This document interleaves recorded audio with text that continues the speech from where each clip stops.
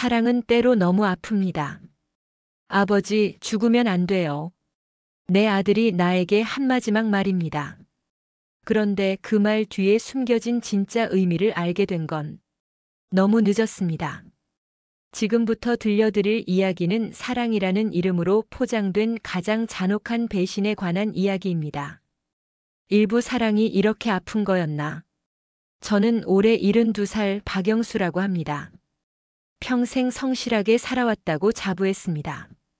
새벽 5시에 일어나 동네 공장에서 30년을 일했고 퇴근 후에는 야간 경비일까지 해가며 가족을 위해 살았습니다. 손에 굳은 살이 박이고 허리가 굽어도 불평 한 번 하지 않았습니다. 제가 가장 자랑스러워했던 것은 세 자녀를 모두 대학까지 보낸 것이었습니다. 특히 막내 아들 민수는 제 마음속 보석 같은 존재였습니다. 똑똑하고 착해서 의대까지 보냈을 때 정말 세상을 다 가진 기분이었습니다. 우리 아들이 의사가 됐다며 동네 사람들에게 자랑하던 그때가 제 인생에서 가장 행복한 순간이었습니다. 아내가 5년 전 췌장암으로 세상을 떠난 후 저는 혼자가 되었습니다. 그때 민수가 말했습니다. 아버지, 이제 저희가 모실게요. 저희 집으로 오세요. 얼마나 고마웠는지 모릅니다. 40년 살던 집을 정리하고 민수네 집으로 이사할 때 가슴이 벅찼습니다. 처음 몇 달은 정말 좋았습니다. 아침마다 손자 준호를 학교에 데려다 주고 며느리 수진 씨와 함께 장도 보고 저녁에는 민수와 함께 차 한잔 마시며 담소를 나누었습니다. 이게 바로 효자의 집이구나 싶었습니다. 그런데 언제부터였을까요? 분위기가 조금씩 변하기 시작했습니다. 처음에는 미묘한 변화였습니다. 민수가 퇴근해서 인사를 건성으로 하거나 수진 씨가 식사 준비를 할 때 제가 도우려고 하면 괜찮아요, 아버님이라며 살짝 밀어내는 것 같은. 어느 날 준호가 친구들과 놀다가 무릎을 다쳐서 울고 들어왔습니다. 저는 아이를 달래며 상처를 소독해주고 있었는데 수진 씨가 들어와서는 아버님, 아이 일은 제가 할게요라며 준호를 데려갔습니다. 그때 준호가 뒤돌아보며 할아버지 라고 부르는 목소리가 왜 그리 서운하게 들렸는지 모르겠습니다. 밤마다 침대에 누워 천장을 바라보며 생각했습니다. 혹시 내가 눈치 없이 구는 건 아닐까? 며느리한테 부담을 주는 건 아닐까? 하지만 곧 고개를 저었습니다. 아직은 괜찮다고 적응하는 시간이 필요한 거라고 스스로를 달랬습니다. 그러던 어느 날 밤 화장실에 가려다가 민수와 수진 씨의 대화를 듣게 되었습니다. 여보, 이거 언제까지 해야 해요? 아버님 모시는 것도 한계가 있어요. 수진아, 조금만 참아. 아버지 연세도 있으시고. 연세가 있으시면 요양원에 가시는 게 낫지 않을까요? 솔직히 저희도 힘들고 준호도 불편해해요. 그 순간 가슴이 철렁 내려앉았습니다. 무릎에 힘이 빠져 벽에 기대서야 겨우 서 있을 수 있었습니다. 요양원? 내가 짐이 되고 있다는 뜻인가요? 다음 날 아침 평소처럼 아침상을 받으며 민수를 바라봤습니다. 그 따뜻했던 눈빛이 어느새 피곤함으로 가득해 있었습니다. 수진 씨는 아예 제 눈을 마주치지 않았습니다. 사랑이 이렇게 아픈 거였나? 그날 밤 혼자 중얼거린 말이었습니다. 자식을 사랑하는 마음은 변함없는데 그 사랑이 부담이 되고 있다는 현실이 너무 아팠습니다. 이부 아버지로 살아간다는 것. 다음 날부터 저는 달라지려고 노력했습니다. 아침 일찍 일어나 혼자 산책을 나가고 집안일도 눈치 보며 했습니다. 하지만 조심스럽게 행동할수록 더 위축되는 느낌이었습니다. 어느 날 오후 준호가 학교에서 돌아와 숙제를 하고 있었습니다.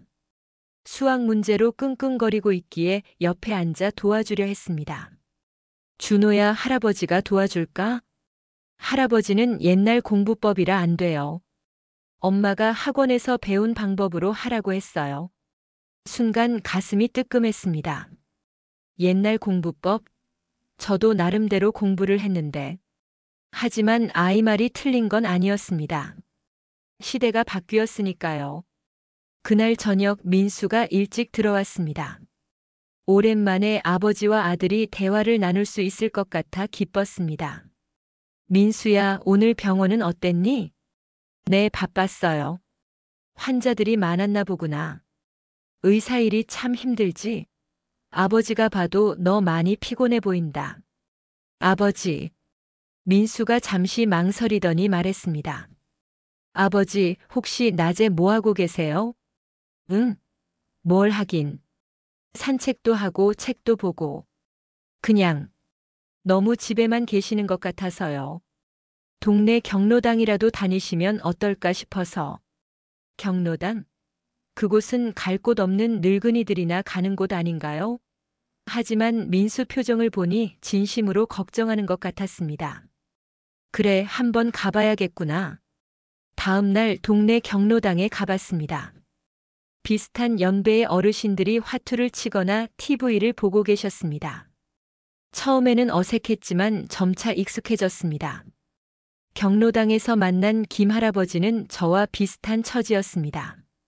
아들 집에 살고 있지만 점점 눈치가 보인다는 것이었습니다. 박씨, 나도 그래.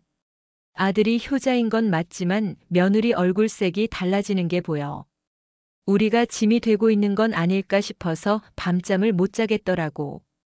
김 할아버지의 말에 깊이 공감했습니다. 우리는 같은 아픔을 가지고 있었습니다. 경로당에 다니면서 조금이나마 마음이 편해졌습니다. 집에서 보내는 시간이 줄어들면서 가족들에게 부담을 덜 주는 것 같았거든요. 하지만 어느 날 수진 씨가 제게 말했습니다. 아버님, 요즘 경로당에 자주 나가시는데 혹시 집이 불편하신가요? 아니야, 그런 게 아니라. 그냥 아버님이 집에 안 계시니까 준호가 할아버지를 찾더라고요. 이 말을 어떻게 받아들여야 할지 모르겠었습니다. 집에 있으면 눈치가 보이고 나가면 또 서운해하고 아버지로 산다는 것이 이렇게 어려운 일인지 처음 알았습니다. 그날 밤 거울을 보니 어느새 주름이 깊어져 있었습니다. 흰머리도 많이 늘었고 허리도 더 굽어진 것 같았습니다. 언제 이렇게 늙었을까? 생각하니 서글펐습니다. 아내가 있을 때는 몰랐습니다. 아버지로서의 역할이 이렇게 애매한 것인지, 자식들에게 사랑받고 싶은 마음과 부담 주기 싫은 마음 사이에서 균형을 잡는 것이 이렇게 힘든 일인지. 3부 그 아이의 차가운 눈빛. 이사 온 지 8개월이 지나면서 집안 분위기는 점점 더 차가워졌습니다. 특히 준호의 변화가 가장 눈에 띄었습니다. 처음에는 할아버지 하며 달려와 안기던 아이가 이제는 저를 보면 어색하게 인사만 하고 자기 방으로 들어가 버렸습니다. 어느 토요일 오후 준호가 친구들과 축구를 하러 나가려는데 저도 함께 가고 싶어서 말했습니다. 준호야, 할아버지도 같이 가면 안 될까? 너희들 축구하는 거 구경하고 싶어서. 준호가 잠시 멈춰 서더니 엄마를 힐끗 바라봤습니다. 수진 씨는 애매한 표정을 짓고 있었습니다. 할아버지, 친구들이 와 있어서 좀 어색할 것 같아요. 그 말에 가슴이 찔렸습니다. 할아버지가 있으면 어색하다는 뜻인가요? 하지만 아이를 억지로 데리고 갈 수는 없었습니다. 그래, 알겠다. 재밌게 놀고 와라. 준호가 나간 후 혼자 거실에 앉아 있는데 문득 외로움이 밀려왔습니다.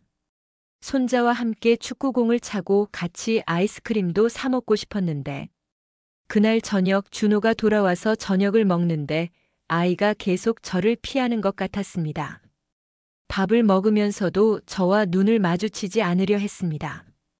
준호야, 오늘 축구 재밌었니? 네. 누가 골을 많이 넣었어? 모르겠어요. 대답이 너무 간단해서 더 이상 묻기가 어려웠습니다. 예전에는 학교에서 있었던 일들을 신나게 얘기해 주던 아이였는데 며칠 후 더 충격적인 일이 있었습니다. 준호가 친구와 전화 통화를 하는 걸 우연히 들었는데 응, 우리 집에 할아버지가 살아. 좀 불편해. 맨날 집에 계셔서 우리끼리 얘기하기도 어렵고 엄마 아빠도 스트레스 받는 것 같아. 그 순간 머리가 하얘졌습니다. 내가 이 집의 스트레스 요인이라는 뜻인가요? 손자마저 나를 불편하게 생각한다는 게 그날 밤 잠을 이룰 수 없었습니다. 생각해보니 준호뿐만 아니라 민수와 수진 씨도 제가 있을 때와 없을 때의 분위기가 달랐습니다. 제가 경로당에 간 사이에 가족끼리 얘기할 때가 더 편해 보였습니다. 다음 날 아침 준호가 학교 갈 준비를 하고 있었습니다.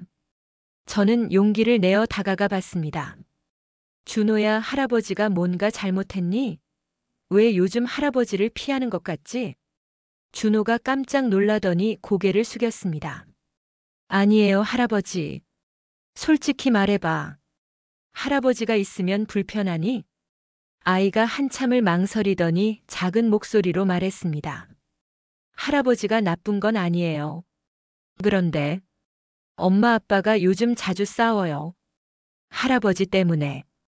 그 말에 심장이 멎을 뻔했습니다. 내 때문에 이 집에 갈등이 생기고 있다는 뜻이었습니다. 준호야. 할아버지, 저 학교 늦어요. 준호가 급히 나가버렸습니다. 남겨진 건 깊은 침묵과 제 자신에 대한 자책감뿐이었습니다. 그날 오후 수진 씨가 장을 보러 나간 사이 민수가 일찍 들어왔습니다. 저는 더 이상 미룰 수 없다고 생각했습니다. 민수야, 우리 얘기 좀 하자. 네, 아버지. 솔직히 말해라. 내가 이 집에 있는 게 부담스럽지?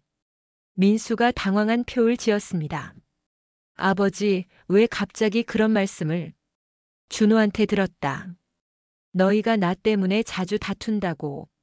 민수가 깊은 한숨을 쉬었습니다. 그 한숨 소리에 모든 게 담겨 있었습니다. 아버지, 죄송해요. 그 한마디에 모든 걸 알 수 있었습니다. 내가 정말로 이 집의 짐이 되고 있다는 것을. 사부 내가 미워진 걸까? 민수의 사과를 들은 후 저는 며칠 동안 말수가 확연히 줄었습니다. 아침 인사도 간단히 하고 식사도 빨리 마치고 경로당으로 나갔습니다. 집에 있는 시간을 최대한 줄이려고 했습니다. 하지만 아무리 노력해도 갈등은 계속되었습니다. 어느 날 밤 또다시 민수 부부의 대화를 들었습니다. 여보, 아버지 요즘 우울해 보이지 않아요? 말씀도 안 하시고. 그러게. 우리가 너무 했나?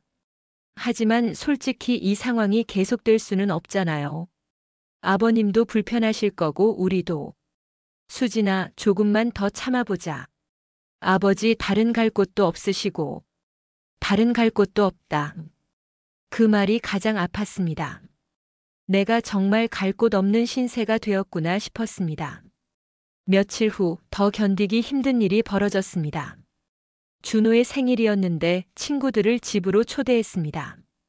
저는 아이들에게 인사라도 하고 싶어서 거실로 나갔는데, 안녕하세요, 할아버지.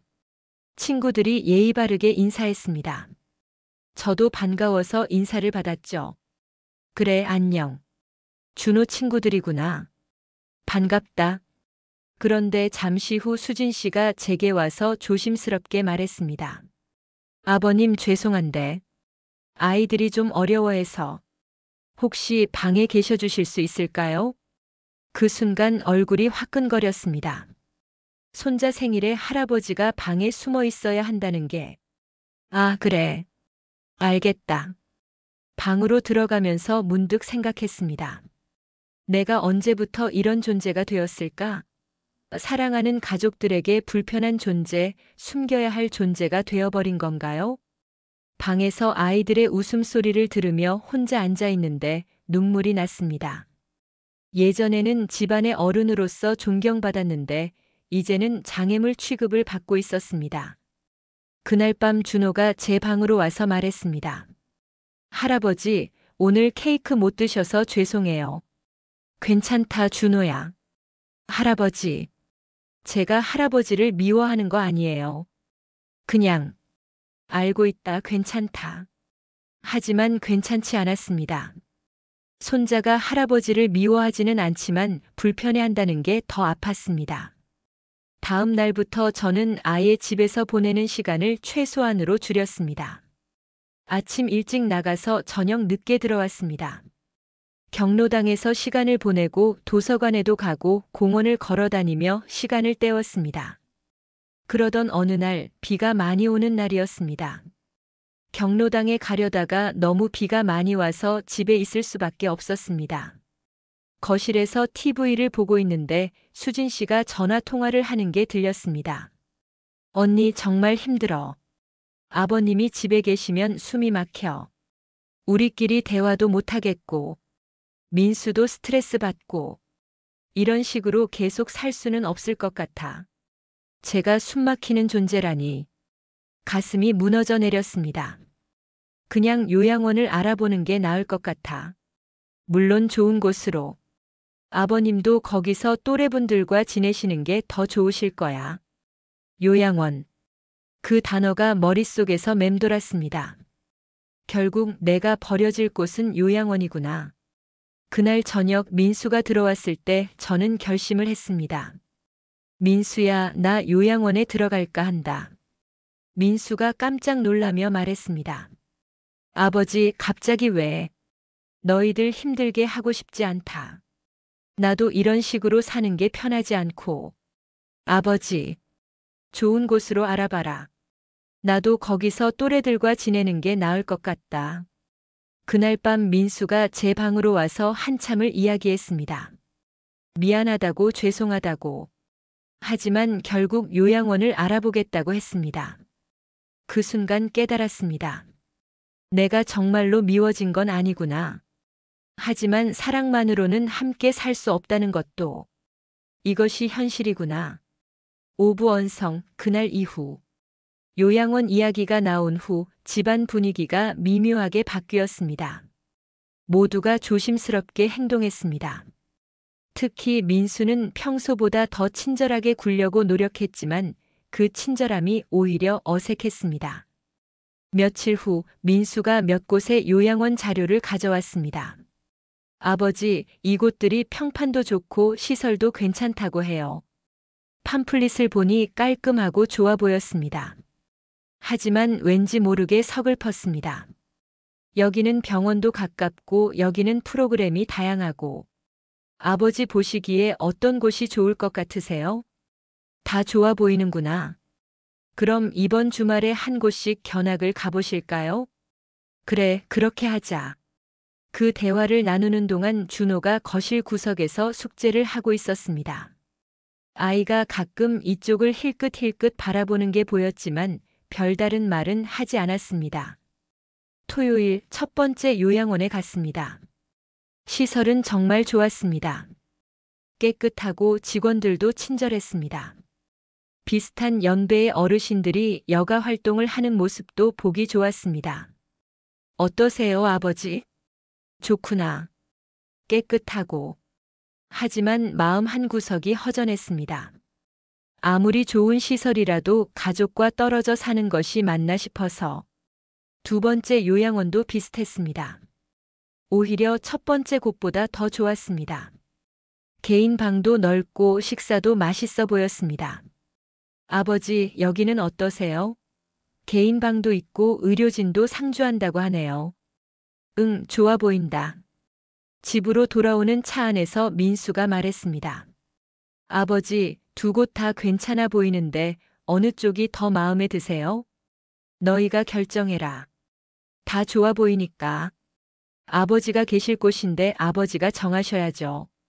하지만 정말 제가 정할 일인가요? 어차피 갈 수밖에 없는 곳인데. 그날 저녁 가족들이 모여 요양원에 대해 이야기했습니다. 저는 참여하지 않고 그냥 들었습니다. 두 번째 곳이 더 좋은 것 같아요. 시설도 깨끗하고 의료진도 있고. 수진 씨의 목소리에는 안도감이 섞여 있었습니다. 빨리 정해지기를 바라는 마음이 느껴졌습니다. 아버지, 그럼 두 번째 곳으로 정할까요? 그래, 알겠다. 그때 준호가 갑자기 말했습니다. 할아버지, 정말 가셔야 해요? 순간 모두가 조용해졌습니다. 수진 씨가 당황한 표정으로 준호를 보았습니다. 준호야, 할아버지가 가시는 게 더 좋아. 거기서 또래 할아버지들과 지내시면서. 하지만 할아버지가 여기 계시면 안 돼요? 아이의 순수한 질문에 어른들은 대답하기 어려워했습니다. 준호야. 민수가 아이를 달래려 했지만 준호는 계속 말했습니다. 저 할아버지 좋아하는데 왜 다른 곳에 가셔야 해요? 그 순간 제 눈에서 눈물이 흘렀습니다. 그동안 날 피한다고 생각했던 준호가 사실은 저를 좋아했다니. 준호야, 할아버지도 너를 좋아한다. 하지만 때로는 떨어져 사는 게 더 좋을 때가 있단다. 왜요? 우리 가족인데. 우리 가족인데. 그 말이 가슴을 찔렀습니다. 맞습니다. 우리는 가족입니다. 하지만 가족이라고 해서 모든 게 해결되는 건 아니구나 싶었습니다. 그날 밤 결국 큰 소리가 났습니다. 민수와 수진 씨가 준호를 재우고 난 후 제가 들을 수 있을 만큼 큰 소리로 다퉜습니다. 당신이 처음에 아버지를 모시자고 했잖아. 그때는 이럴 줄 몰랐지. 이렇게 힘들 줄. 그럼 어떻게 해? 아버지를 내쫓으라고. 내쫓는 게 아니라 요양원이 더 나은 선택이라는 거야. 아버지가 들으시면 어떻게 생각하실까?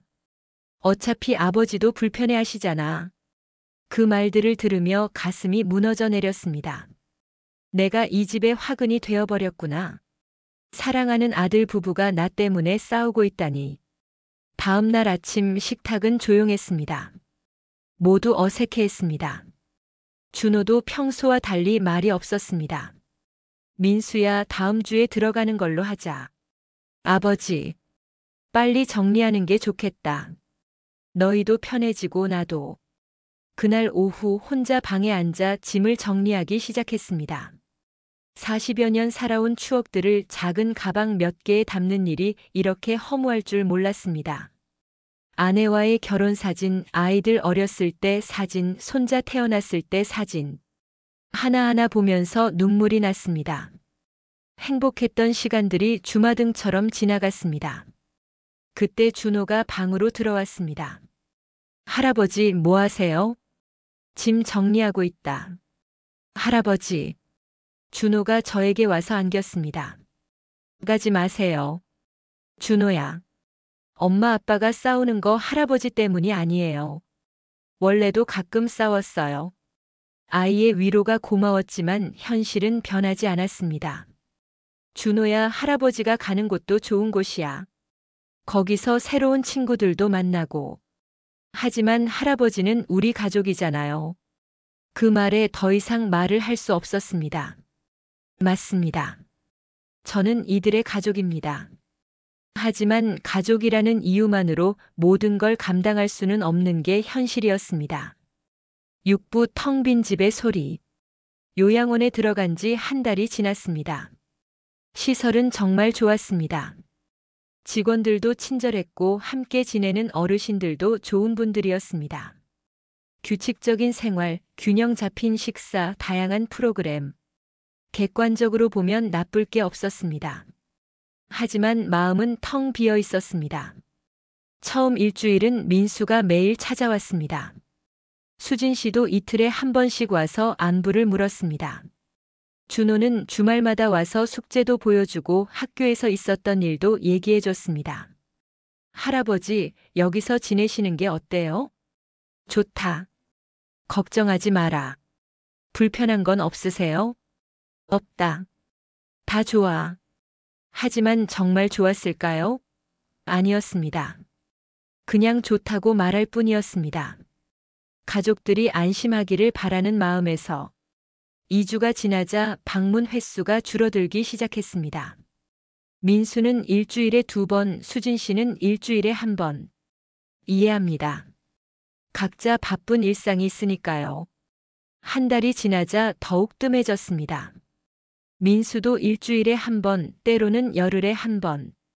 수진 씨는 아예 보기 어려워졌습니다. 준호만은 여전히 주말마다 왔습니다. 하지만 아이도 학원에 다니고 친구들과 놀 시간이 필요했습니다. 할아버지, 다음 주는 캠프가 있어서 못 와요. 그래, 재밌게 다녀와라. 2주 후에 올게요. 응, 알겠다. 점점 혼자 있는 시간이 길어졌습니다. 요양원에서 제공하는 프로그램들에 참여해 보려 했지만 마음이 내키지 않았습니다. 같은 처지의 어르신들과 이야기를 나누어 봐도 모두 비슷한 서글픔을 안고 계셨습니다. 박 씨, 자식들이 자주 와요? 처음에는. 요즘은 좀 뜸해졌어요. 그렇지요. 다들 그래요.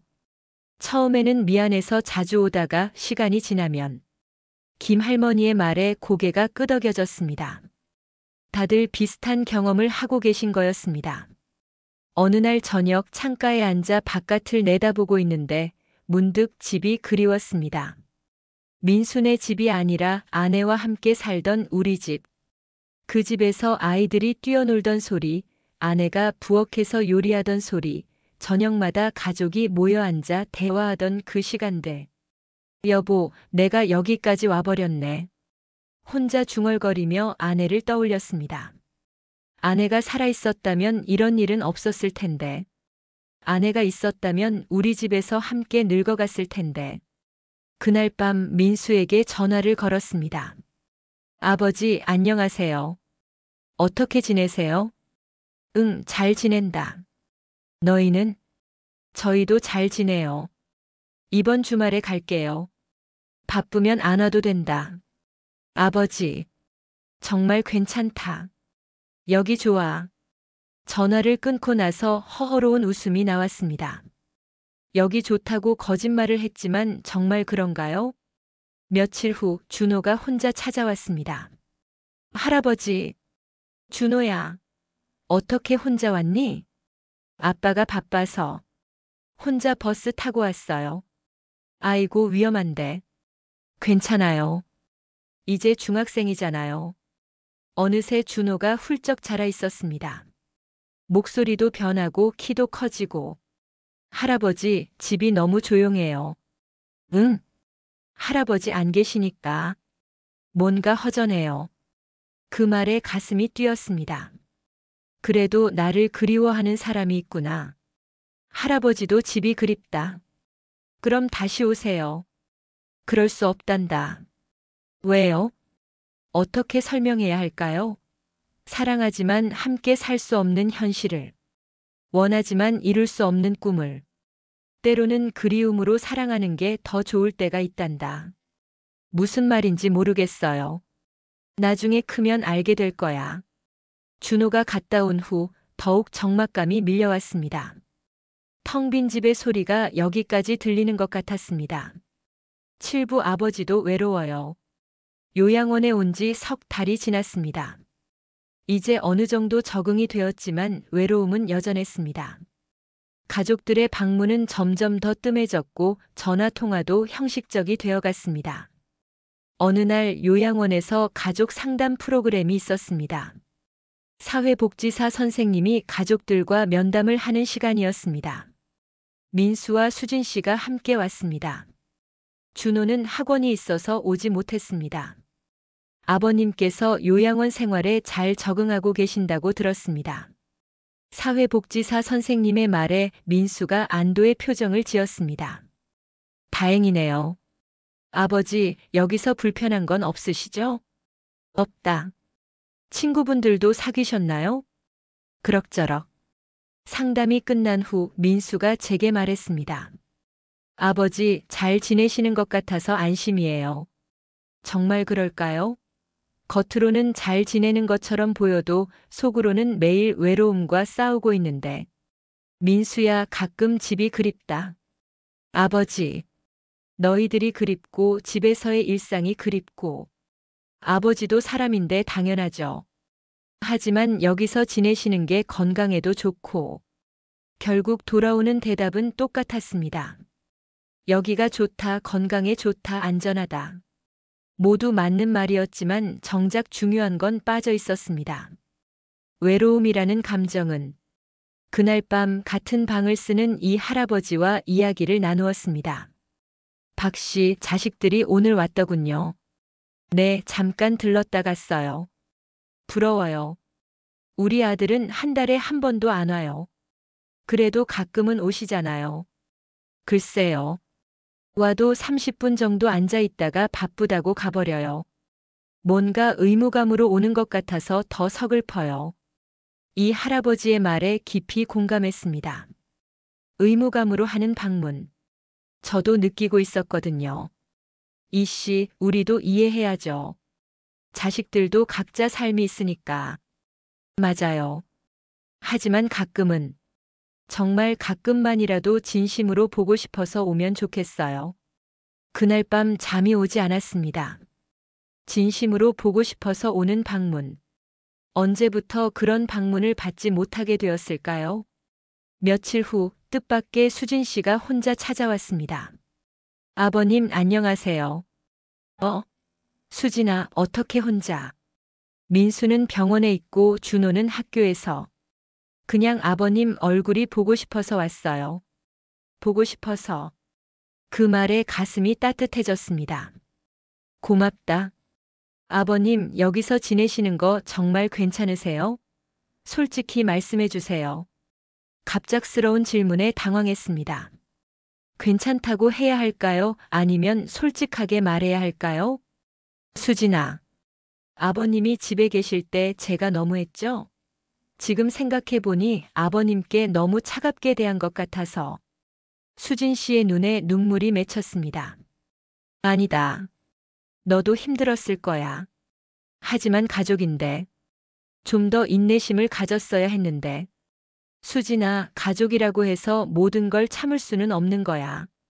너도 사람이고 나도 사람이고. 아버님, 지금도 늦지 않았어. 우리 서로 이해하면서 지내자.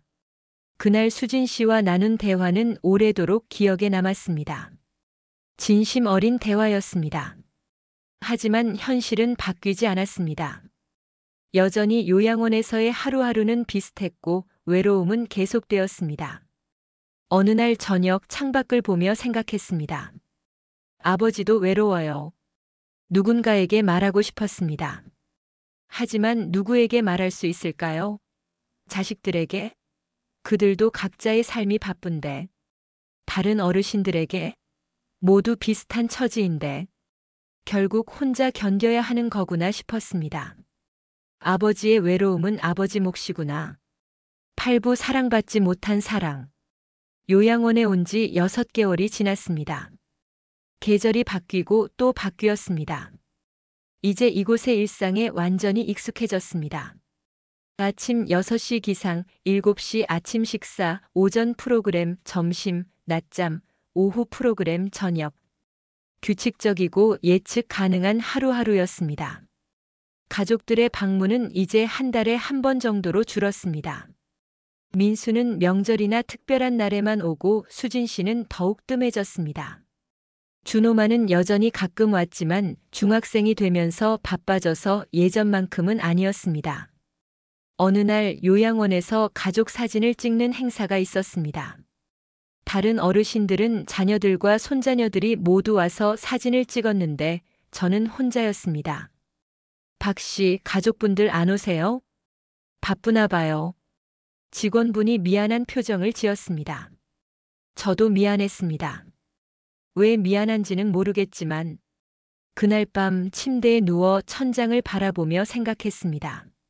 내가 사랑한 사람들이 나를 사랑하지 않는 건 아닙니다. 분명히 사랑하고 있을 거예요. 하지만 그 사랑이 저에게는 전해지지 않고 있었습니다. 며칠 후 뜻밖의 전화를 받았습니다. 큰딸 민정이에게서였습니다. 아버지, 안녕하세요. 민정아. 요즘 어떻게 지내세요? 큰딸의 목소리를 듣는 게 얼마만인지. 민정이는 결혼해서 부산에 살고 있어 자주 연락하지 못했습니다. 잘 지낸다. 너는? 저도 잘 지내요. 아버지, 미안해요. 자주 연락 못 드려서. 괜찮다. 바쁜 거 아니까. 다음 달에 서울에 올 일이 있어서 그때 아버지 뵈러 갈게요. 그래, 반갑겠다. 전화를 끊고 나서 가슴이 따뜻해졌습니다. 그래도 나를 기억하는 사람이 있구나. 한 달 후 민정이가 정말로 찾아왔습니다. 오랜만에 보는 딸의 모습에 눈물이 났습니다. 아버지, 민정아, 많이 마르셨네요. 밥은 잘 드세요? 응, 잘 먹는다. 민정이와 함께 요양원 정원을 산책했습니다.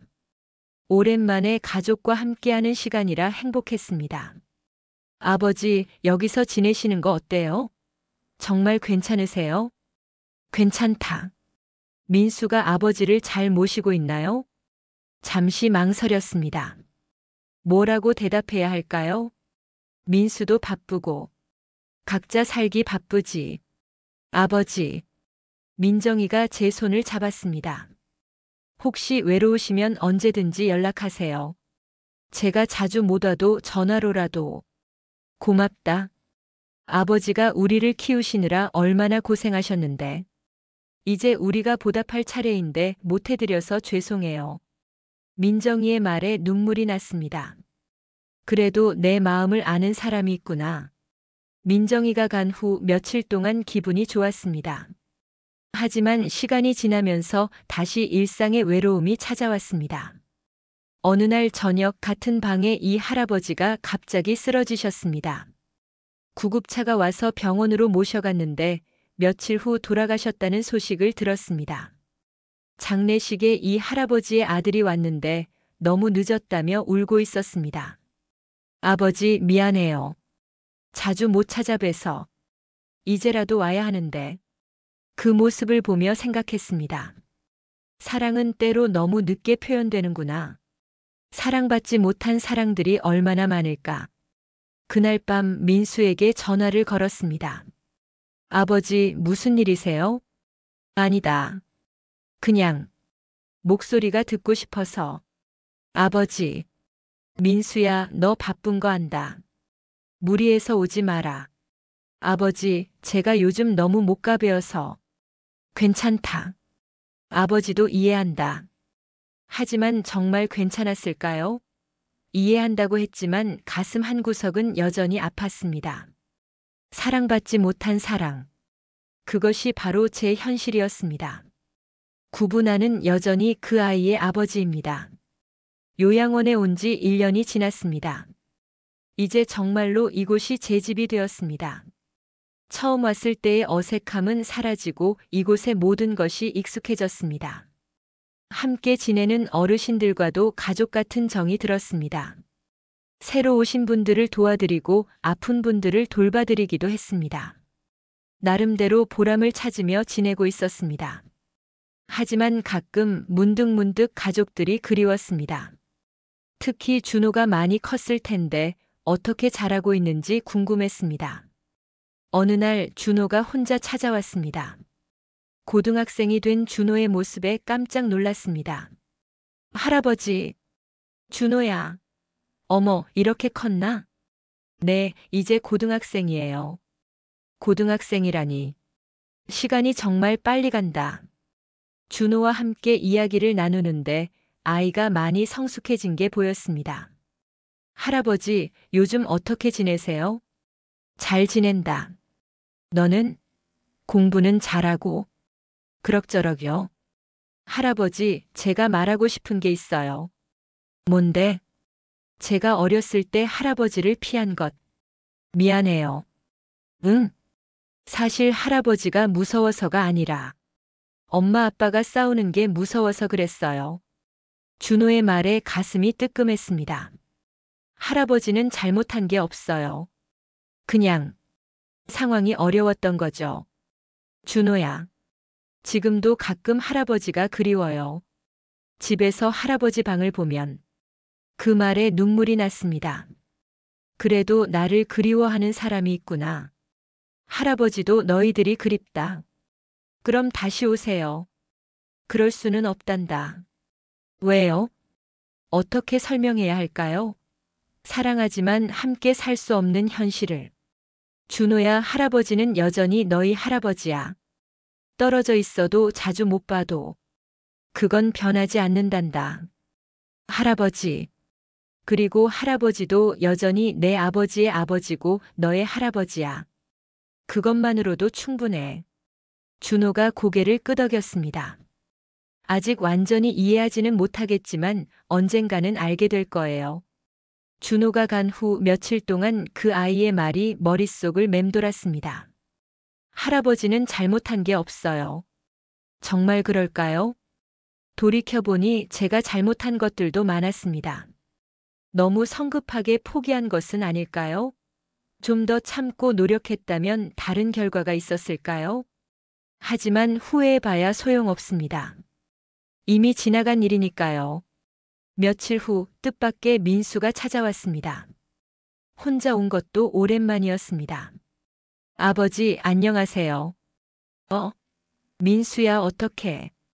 그냥 아버지 얼굴이 보고 싶어서 왔어요. 민수의 얼굴이 많이 지쳐 보였습니다.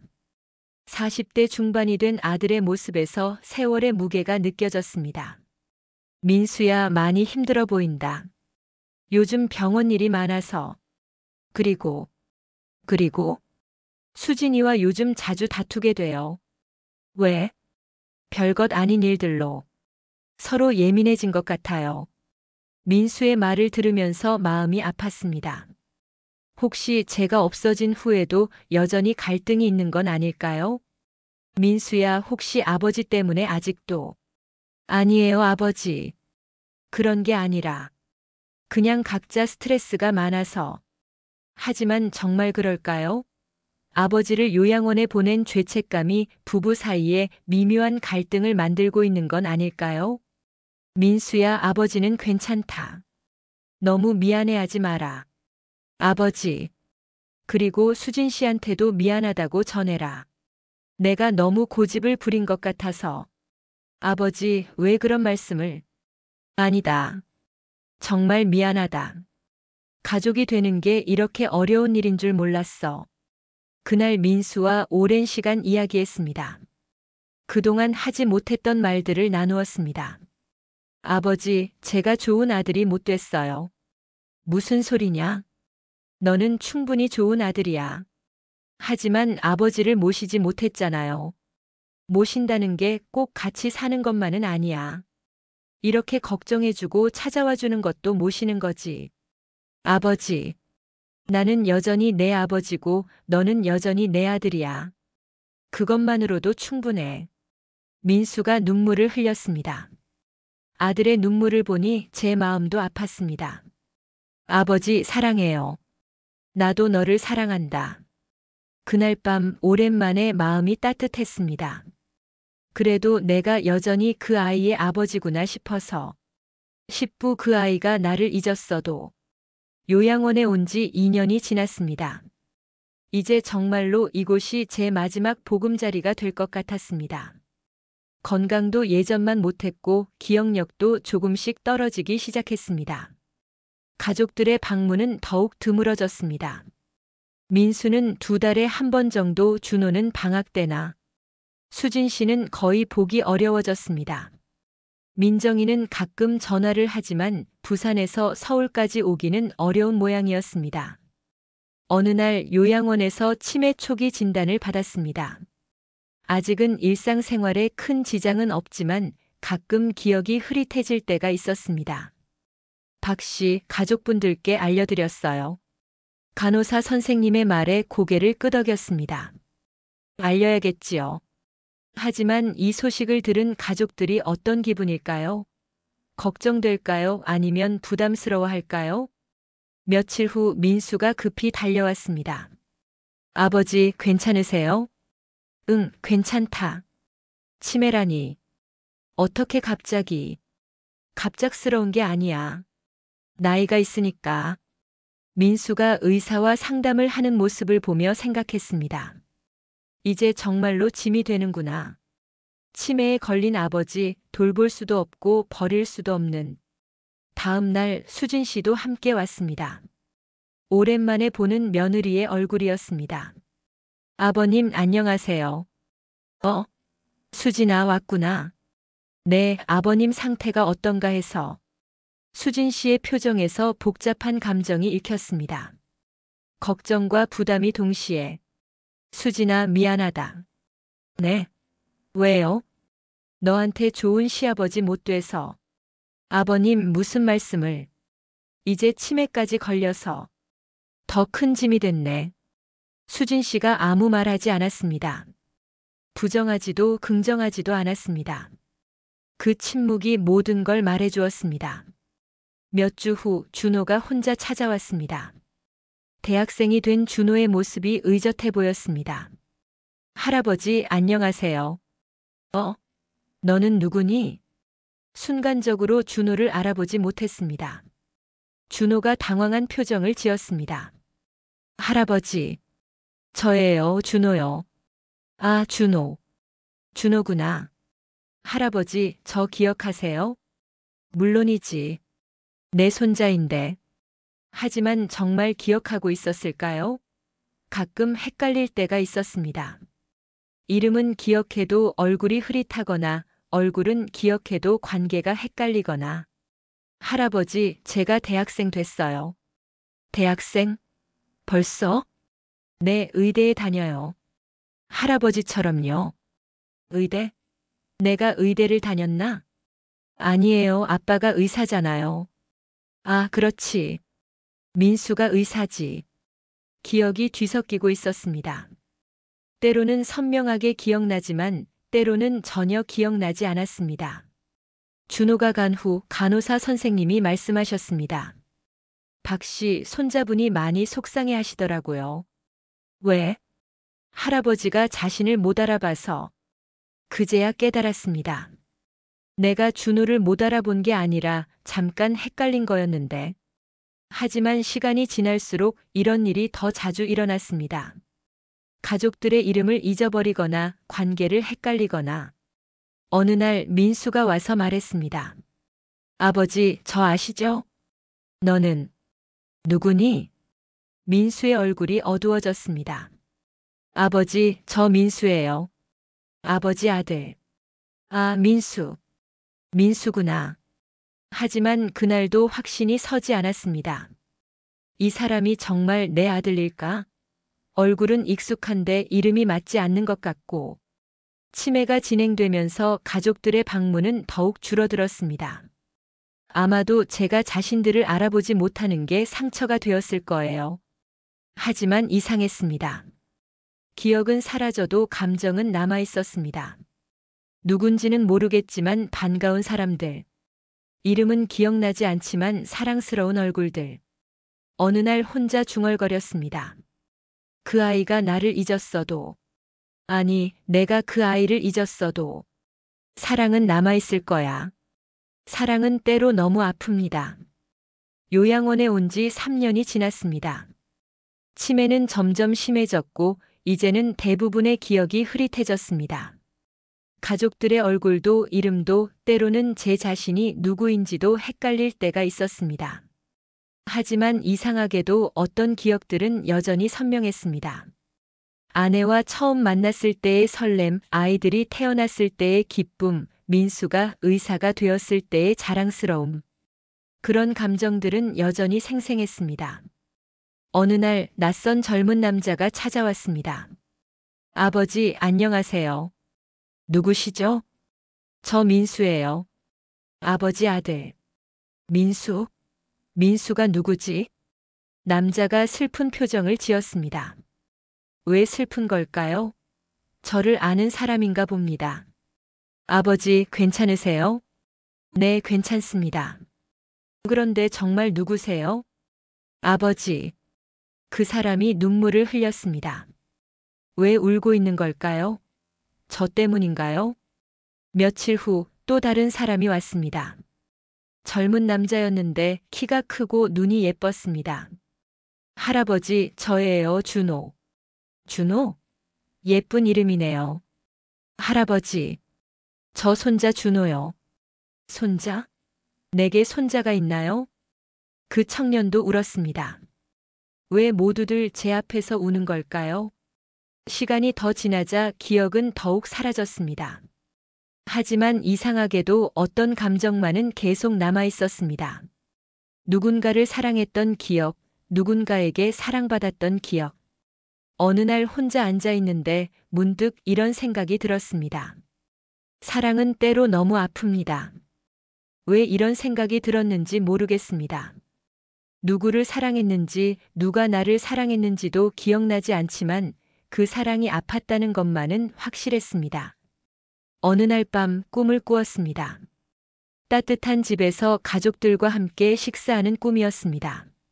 누군지는 모르겠지만 모두 반가운 얼굴들이었습니다. 아버지, 많이 드세요. 할아버지, 이거 맛있어요. 여보, 김치 더 드릴까요? 모두 저를 사랑하는 목소리였습니다. 누구인지는 몰라도 저를 사랑한다는 것은 확실했습니다. 꿈에서 깨어나니 눈물이 흘러내렸습니다.